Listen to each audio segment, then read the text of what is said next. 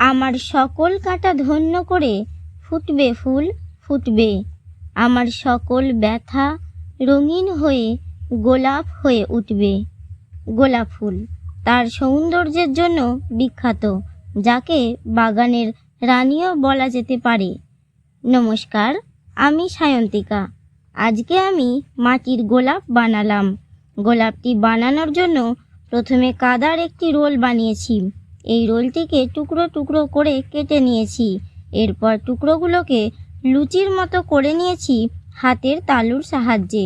এরপর ওই মাটির লুচিগুলো অর্থাৎ গোলাপের পাপড়িগুলোকে একটির ওপর একটি দিয়ে পরপর সাজিয়ে নিয়েছি। এইভাবে সাজানোর পর জল দিয়ে ভালো করে মসৃণ করে নিতে হবে, যাতে গোলাপটি তৈরি করার সময় কোনো জায়গায় ফেটে না যায়। এরপর ধীরে ধীরে পাপড়িগুলোকে একটু একটু করে খুব সাবধানে মুড়ে নিতে হবে, তাহলেই তৈরি হয়ে যাবে মাটির গোলাপ। গোলাপটির বোঁটা তৈরি করার জন্য একটি পেন ব্যবহার করেছি এবং ওপর থেকে মাটি দিয়ে দিয়েছি। গোলাপটির আকর্ষণ আরও বৃদ্ধির জন্য দুটি পাতাও লাগিয়ে দিয়েছি। এরপর মাটির গোলাপটিকে 3 দিনের মতো শুকিয়ে নিয়েছি।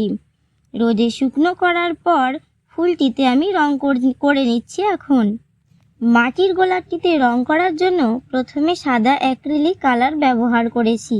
এই সাদা কালারটি শুকনো হয়ে যাওয়ার পর লাল রং দিয়ে দিয়েছি গোলাপটিতে, কারণ লাল রঙের গোলাপ ফুল আমার ভীষণ পছন্দের।